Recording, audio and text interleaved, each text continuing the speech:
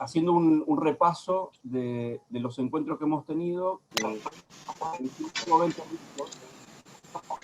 el espacio por nombre, en primer momento, psicoanálisis, arte y filosofía. Fue la primera etapa que compartimos. Disculpame, Michelle, pero se escuchan unos ruidos, hay que poner en mudo los otros micrófonos, porque no sé por qué se escuchan unos ruidos tremendos. ¿Vamos a callarnos todos nosotros? Silencien los micrófonos, claro. Camille, vos también, por favor. Así podemos... Ahí está. Gracias. Bueno, les decía que la organización de estos encuentros, llamados y titulados de manera general Psicoanálisis, Arte y Filosofía, tuvieron como 3 etapas. La primera parte más enfocada en el abordaje y la intervención psicoanalítica de algunas obras de famosos principalmente.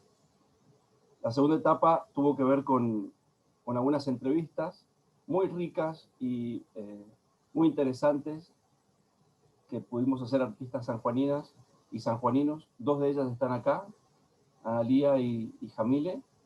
Y esta última etapa ya está más enfocada en el abordaje filosófico del arte, pero no porque el mundo de la filosofía del arte y de la estética es sumamente inmenso, es sumamente grande.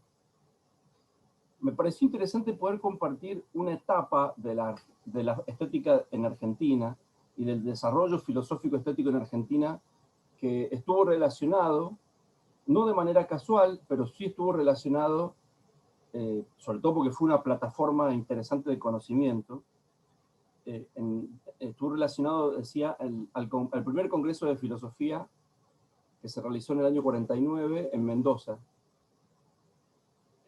al cual fueron un montón de filósofos del arte y filósofos de distintas ramas de la filosofía.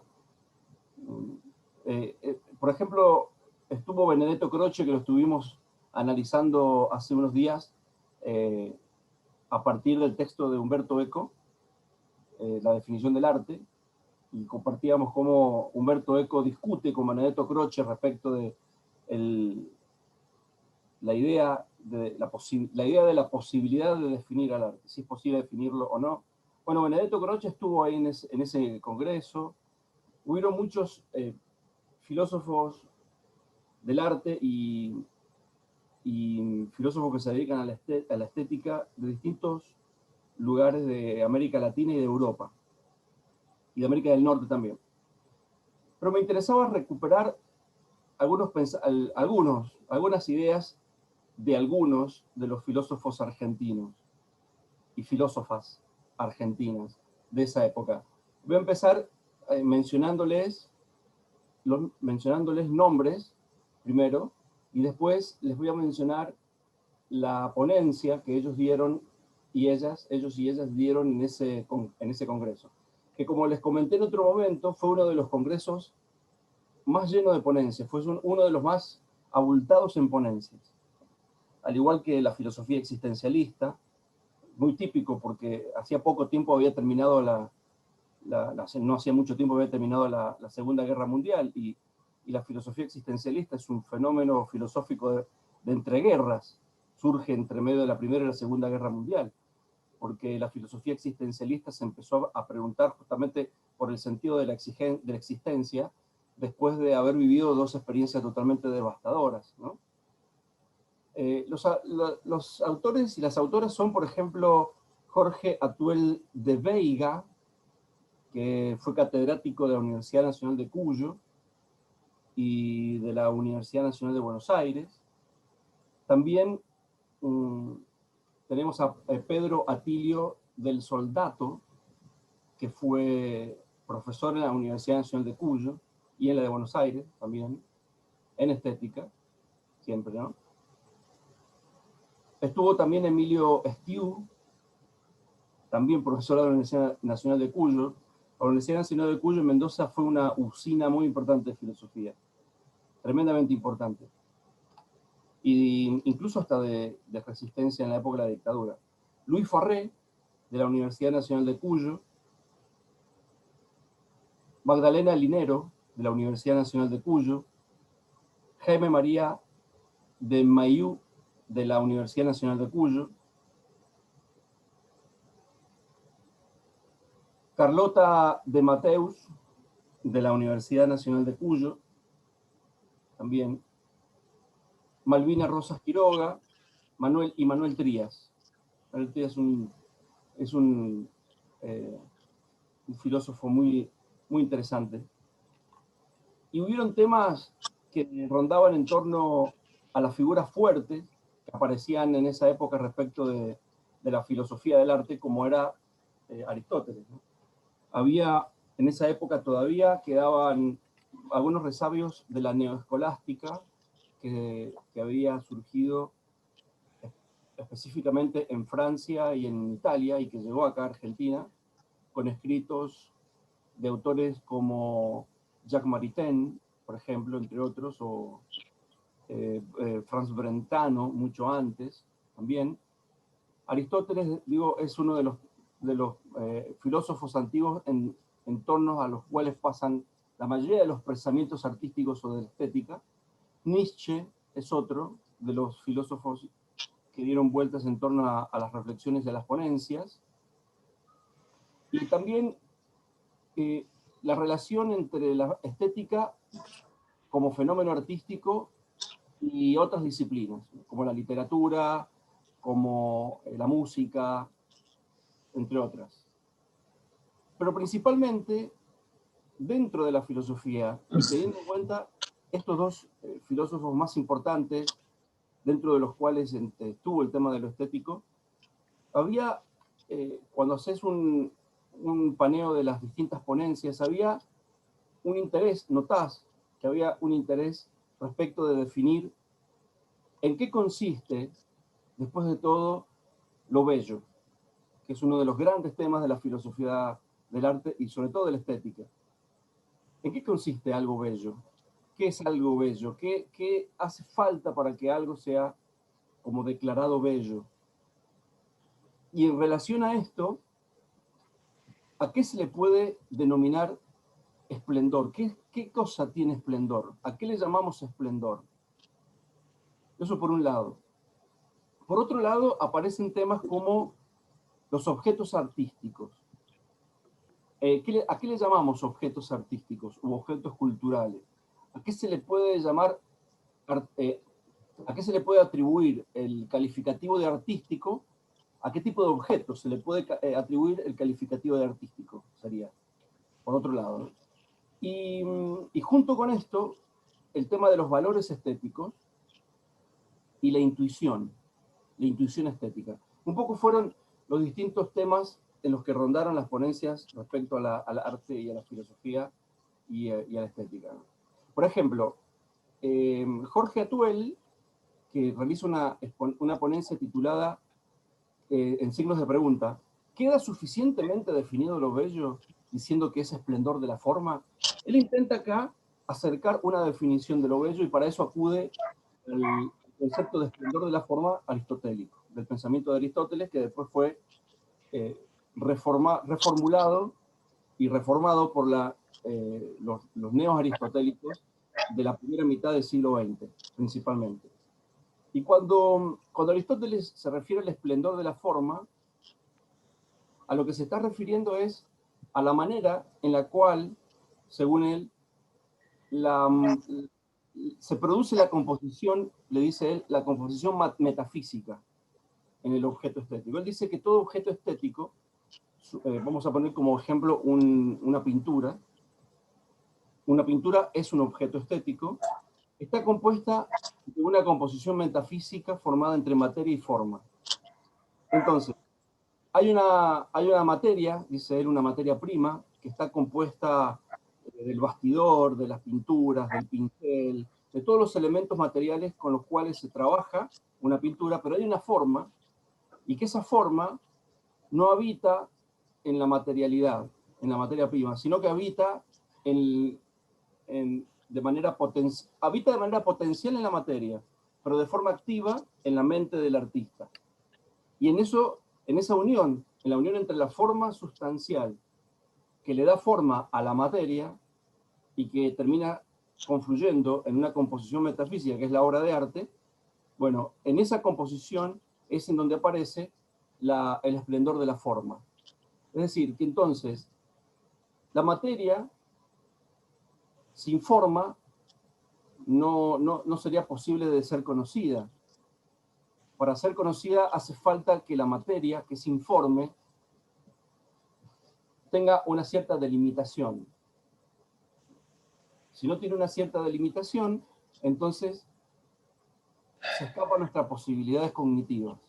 Lo que hace la forma es justamente darle esa limitación a lo que es informe, a la materia informe. Le da una forma específica, la forma de un objeto artístico, ¿no? Entonces, por ahí pasaron algunos de los temas que tenían que ver con la cuestión del esplendor de la forma. Y a eso le sumaba Aristóteles, y lo trae Jorge Atuel en su ponencia, que el filósofo griego consideraba, además de la composición metafísica de materia y forma, que dan como resultado una obra artística, consideraba que lo bello y que el esplendor tenía que ver y estaba relacionado al menos con uno o dos principios. Y uno de ellos era el de la armonía. Ahora, él hace toda una disquisición respecto de lo que es armonía. Todo esto lo trabaja Aristóteles en el libro de la Metafísica, y lo que hace este filósofo en esa ponencia del Congreso, del primer Congreso de Filosofía, es desarrollar la idea de estética que Aristóteles concibe en su texto sobre la metafísica, y también sobre la poética. Son dos de los textos principales. Pero hay otro elemento también que lo toma, en este caso, Luis Farré, respecto de la filosofía de Aristóteles, y que tiene que ver con los valores estéticos. No tanto ya con lo bello y con el esplendor de la forma, sino con los valores estéticos. ¿A qué se le llamaba o qué se le llamó valor estético en ese momento? Entonces, Farré dice que era posible, y que es posible, digamos, que formemos en nosotros una idea respecto de lo que es el pensamiento estético, acudiendo a la idea de lo que es bello. Pero ahora, lo que es bello lo es no solamente, considero que va a dar como un avance, va a dar un paso más acá, Farré. Lo bello se constituye por el esplendor de la forma, por la composición metafísica de la materia y de la forma que habita en la mente del artista y de la materia que está fuera de él, sino también el tema del valor del estético está atravesado por la ética. Es decir, ¿hasta qué punto un objeto estético encierra una ética? Es decir, encierra valores. Una ética principalmente axiológica, una ética de valores. Es decir, una obra estética, se pregunta Luis Farré, ¿quiere transmitir algún tipo de valor, además de la belleza de la obra en sí misma como obra de arte? Bueno, Luis Farré considera que sí, tomando también Aristóteles, ¿no? En principio, Farré toma lo bello como un valor, ¿no?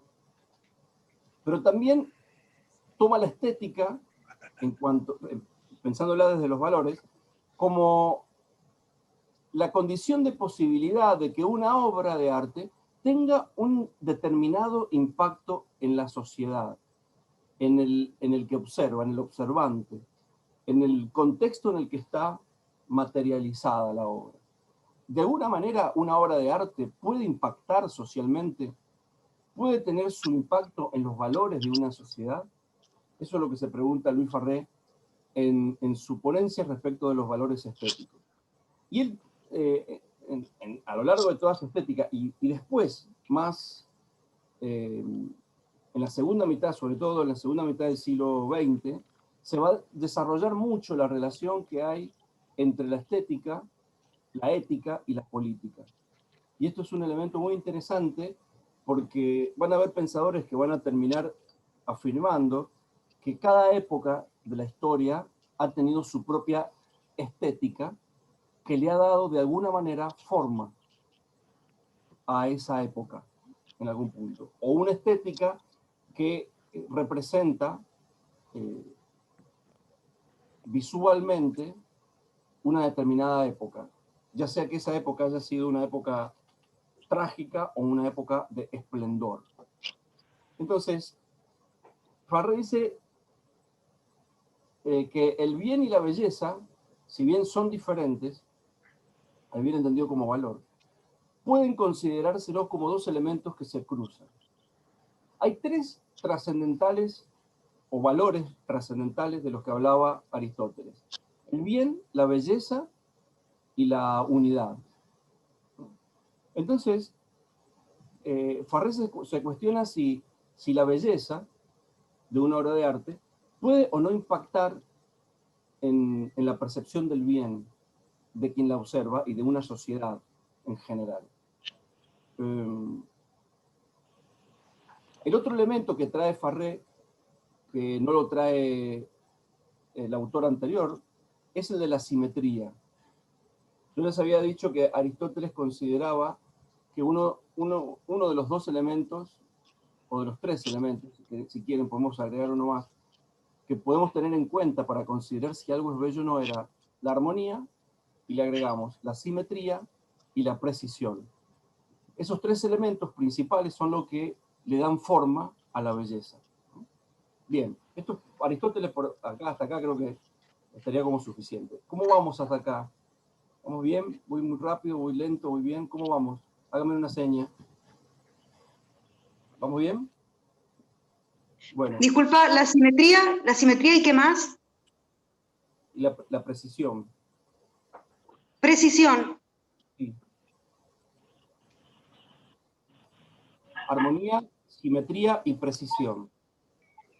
Ah, perfecto, gracias. Serían como las principales características que dan forma a la belleza. Ah, y te agrego una más, que me estaba olvidando. El orden. Son 4. Armonía, simetría, precisión y orden. Estos 4 elementos, dice Aristóteles, es lo que le da belleza a una obra artística. ¿Sí? Bueno, pasando a otro tema de los que mencioné, me gustaría comentarles respecto de Nietzsche. Me parece muy interesante. Carlota de Mateus expuso en su ponencia lo que pensaba Nietzsche respecto de lo bello en un texto particularmente y específicamente titulado El origen de la tragedia. El título de la ponencia de Carlota Mateus es Lo bello y el sentido de la existencia en la filosofía de Nietzsche. Ella dice que Nietzsche inicia el planteo de lo bello en este texto que mencioné recién con un enfoque significativo, ya que realiza como un eslabón entre 3 elementos: la vida, la belleza y el saber. Y Carlota cuenta, respecto de qué relaciones plantea Nietzsche de estos 3 elementos en ese texto. Nietzsche hace girar en su concepción de lo bello, muy relacionado a la existencia, una sombra como lúgubre que se relaciona a la verdad. Para Nietzsche la verdad es como una especie de zona oscura, de sombra lúgubre, porque él consideraba que no existía tal cosa. Entendiendo la verdad en sentido metafísico. Él hace una profunda crisis respecto de la verdad en sentido metafísico. ¿Y en qué consiste la verdad en sentido metafísico?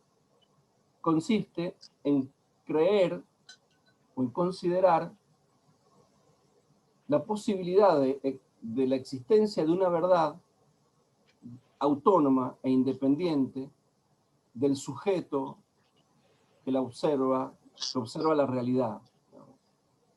Es decir, que entonces no existe una verdad en sí misma, una verdad independientemente de quien dice esto es verdad o esto es mentira.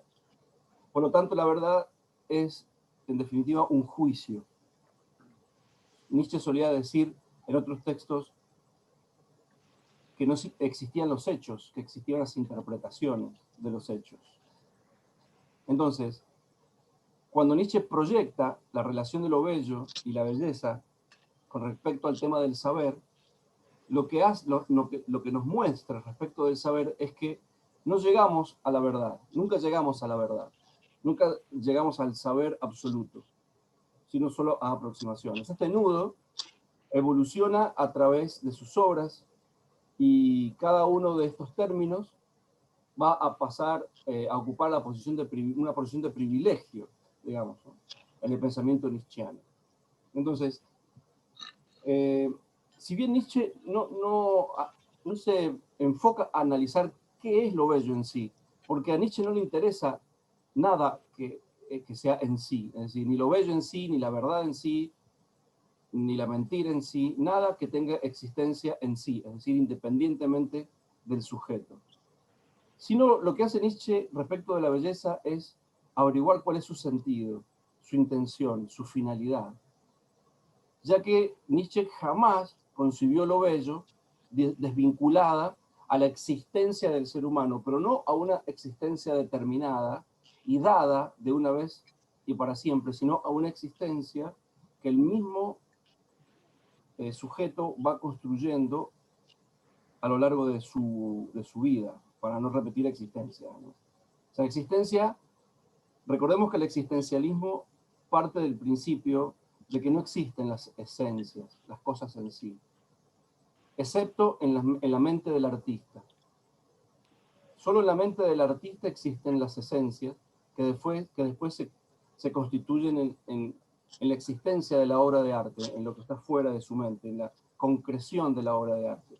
Pero el individuo, el sujeto en cuanto tal, no le es dada una esencia, como pensaba Aristóteles o el tomismo de la Edad Media, ¿no?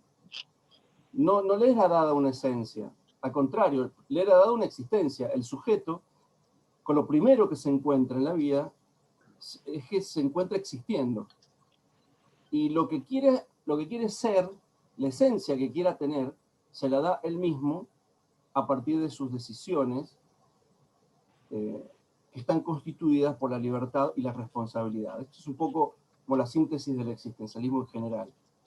Entonces, una síntesis muy forzada, digamos, pero por ahí va.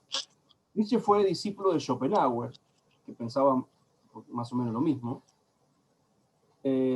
cuya sobreestima del arte comparte también, pero no comparte con su maestro la negación de la vida. Schopenhauer consideraba que la vida era como una especie de voluntad irracional y ciega, marcada por un destino, frente al cual nosotros nos encontrábamos y debíamos tomar una decisión respecto de qué hacer con ella. En cambio, Nietzsche lo que hace es realzar la vida por encima de cualquier otro tipo de valor.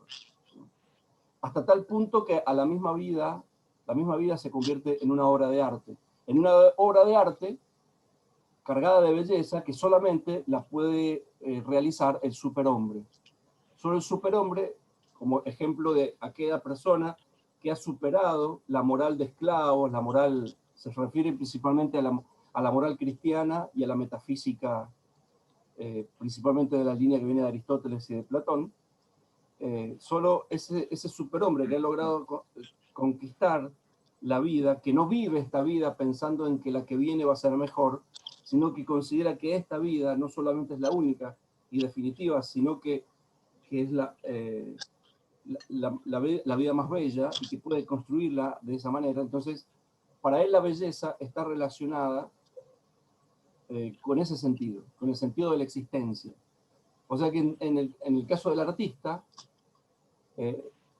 la belleza de la obra que realiza tiene que ver con el sentido que el artista quiere darle a esa obra, unido al sentido que le da a su propia existencia. O sea, lo bello procede de una potencia natural, de alguna manera.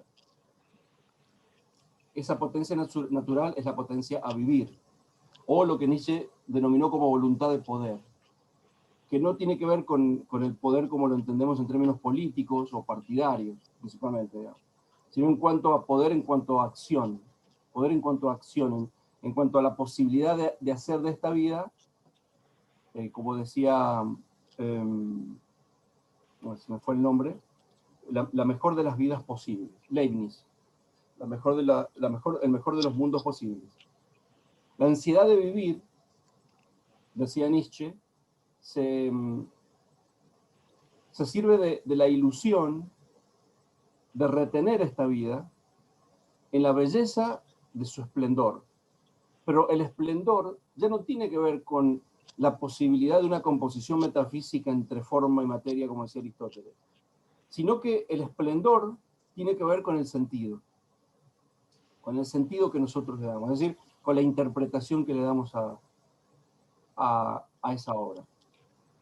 Por último, quisiera mencionar la ponencia de Malvinas Rosa Quiroga, que me parece muy interesante, y que habla sobre el tema de la intuición artística. ¿Qué es esto de la intuición artística? Y para situarnos frente al problema del arte, y desde la perspectiva que ella lo plantea, podríamos partir del hecho de este fenómeno cognitivo, de este hecho cognitivo que es la aprehensión, ¿no? Con H, de lo bello.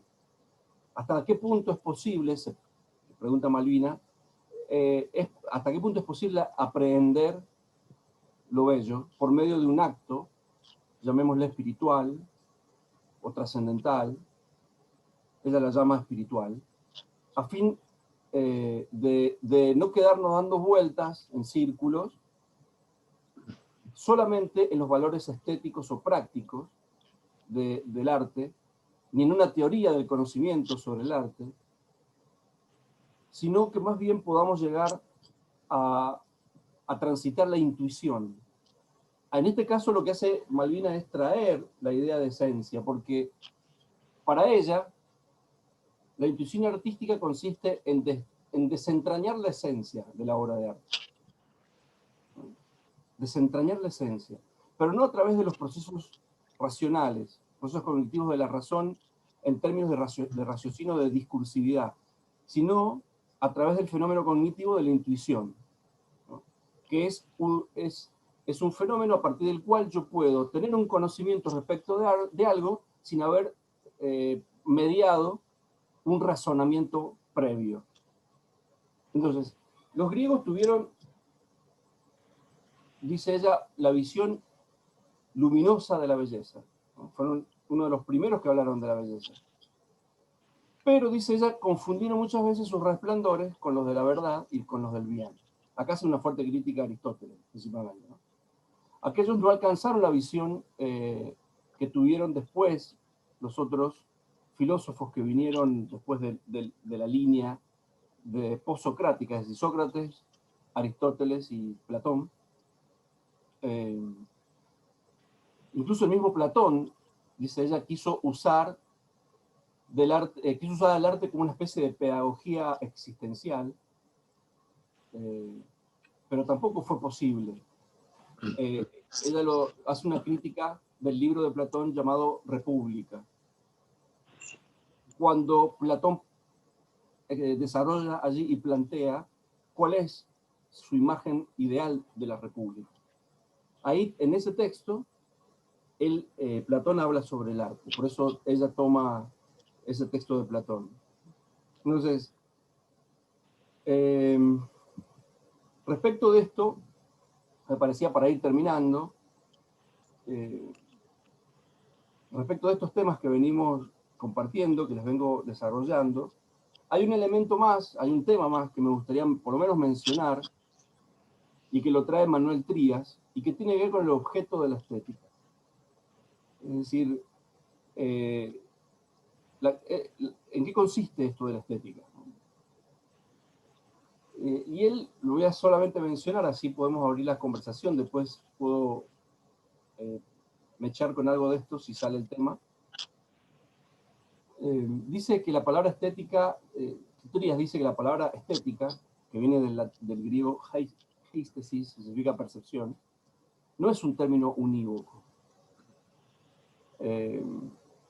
Dice él que al no ser un término unívoco, es decir, que con la palabra estética, ¿qué quiere decir con esto? Que con la palabra estética puedo estar designando muchas cosas diferentes. Al no ser un término unívoco, la estética no termina de designar la unidad de la belleza, o la totalidad de la belleza. Es decir, la estética en cuanto objeto de estudio, me estoy refiriendo acá, ¿no? Porque cuando hablamos de estética, una de las preguntas que suele surgir en la filosofía es ¿de qué estamos hablando cuando hablamos de estética? Y Trías dice él que considera, por lo menos, que estética suele ser atribuida al conjunto de todas aquellas reflexiones que tienen de alguna manera una relación con el arte bello y con la belleza. Entonces, probablemente lo que nosotros hemos estado haciendo en estos últimos conversatorios es algo de estética también, ¿por qué no? Y también de alguna manera ir definiendo en qué consiste lo bello para nosotros. Si es que es posible, trayéndolo ahora de nuevo a Eco, si es que es posible definirla a la estética. Lo cual, bueno, dejo esta inquietud de lo que acabo de traerles para que lo podamos conversar. Así que, si les parece, apago micrófono y vayan abriendo el suyo para compartir lo que quieran. ¿Sí?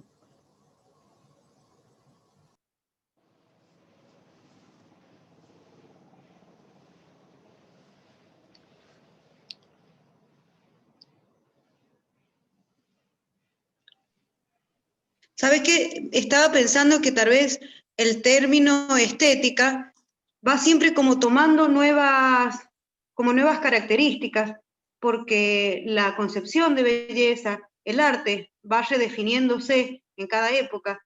Entonces, de esa manera yo creo que también el concepto de estética se va redefiniendo.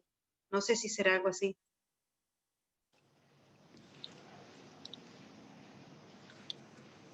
Dejo planteada la inquietud a todo el grupo para que vayamos respondiendo. ¿Les parece?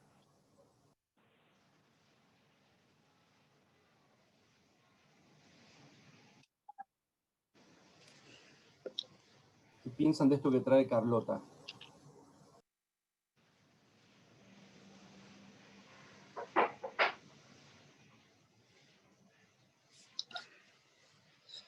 Gracias. ¿Qué vas a querer de postre? ¿Cereza? Gracias.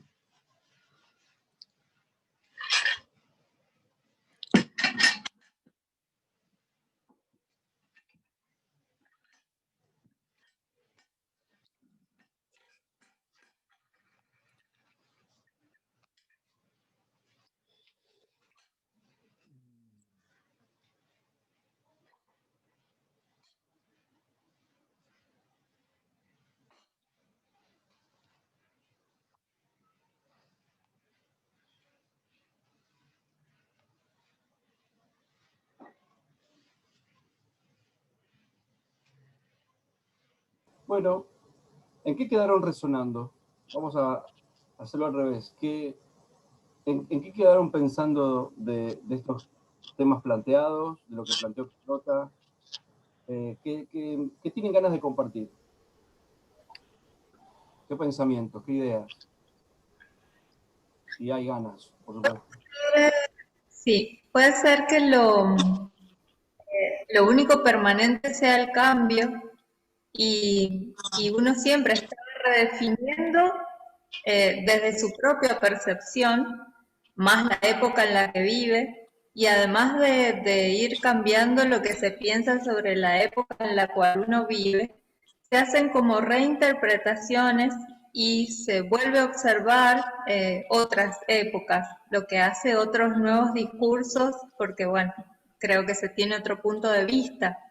Entonces, me parece que cada vez que miramos al pasado con otros ojos, eso se complejiza más todavía y, y bueno, el mirar siempre una situación desde cualquier punto de vista, ya sea desde la estética o desde el existencialismo o desde lo que sea, genera como varios puntos de vista posibles.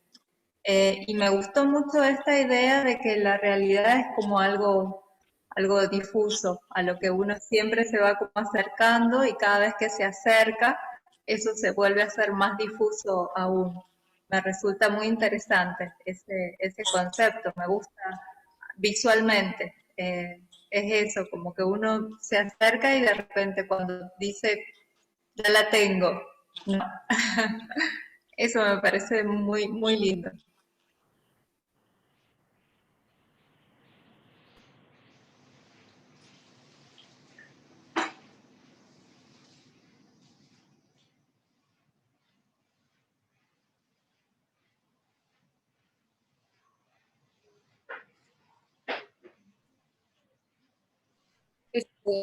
Eh, Eso que dice Samil, eh, ¿se escucha? Querer alcanzar esa realidad y querer alcanzar desde el punto de vista de los artistas la belleza también. Me parece que conceptos de belleza como humanos, ¿no? Y aquí entra a jugar con relación a la estética y las diversas estéticas que han cruzado todos los tiempos, también coincido con esto de que es tan cambiante, es móvil y está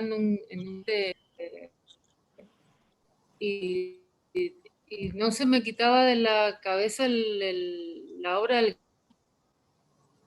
Guernica, por ejemplo, que donde ahí se planteó lo de lo bello, lo feo, este, si entraba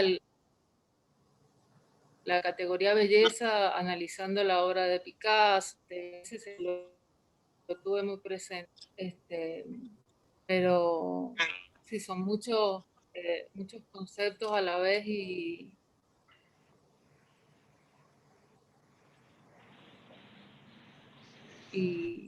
habría que decirle de lo móvil, que es un constante fluir.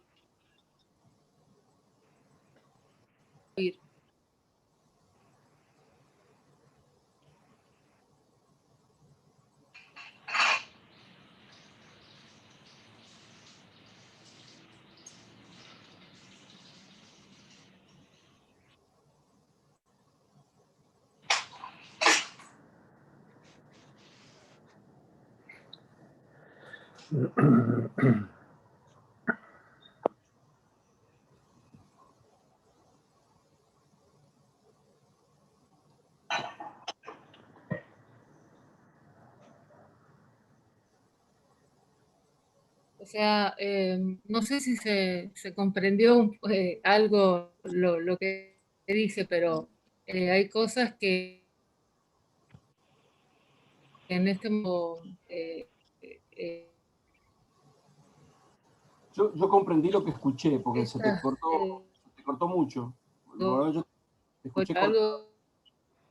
algo sea bello, que sea así, que ahora en este momento todo de alegría, de vos, nombres que son condiciones, que algo sea bello, están caídas, rotas, o sea, no, sean más caóticas o asimétricas, o bueno, son decisiones también de los artistas, ¿no? Cómo plantean esas cuestiones. En la actualidad no coincide, ¿no? En ese sentido quiero decir si se entendió lo que quise decir es algo móvil, me pareciendo móvil. Ese señor ¿Cómo? ya está. No está muy bien. Ah, bueno, entonces, ¿qué querés? Ocurre ¿Tenés tiempo. más? ¿Tenés perita? Me ocurre, Hay melón, pero no está tan dulce el melón. Está ¿El que más trajimos? sí, es más para licuado. Te escucha muy mal, Analia. No te escuché casi nada. se me ocurre lanzar una pregunta, a ver, la podemos compartir. ¿Qué es lo bello para ustedes? ¿Qué me hablas? ¿Qué considera como bello para ustedes? Es una charla ¿De quién? de un tipo de San Juan. Ah, bueno, perdón. Y me viniste a ver aquí, la nada. Quedé de cama, estoy de cama. Te dormí. ¿También estás cansado? Ernesto, ¿A vos te llamas? ¿se Perdón. escucha? Si puedes silenciarlo al micrófono, por favor. Sí, cómo no. ¿Cuál es la idea? A ver, tiro la pregunta. ¿Qué es la belleza o qué es lo bello? A ver si podemos conversar a partir de esto. Esa es una. ¿Qué es la belleza? ¿Qué es lo bello? ¿Qué son los valores estéticos? ¿Existen? ¿El artista tiene una influencia ética con su obra de arte? Tiro todas estas preguntas a ver si por ahí reaccionamos en la compartida.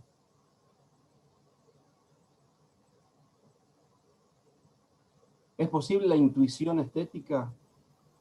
Sí, exactamente eso te iba a decir. Desde el punto de vista del artista, te voy a hablar en mi caso particular. Para mí la belleza es cuando yo tengo una idea y logro mediar, digamos, entre la idea y el material de soporte y logro plasmar esa idea y se acerca lo más parecido posible a lo que yo tenía originalmente en mi cabeza y me transmite algo.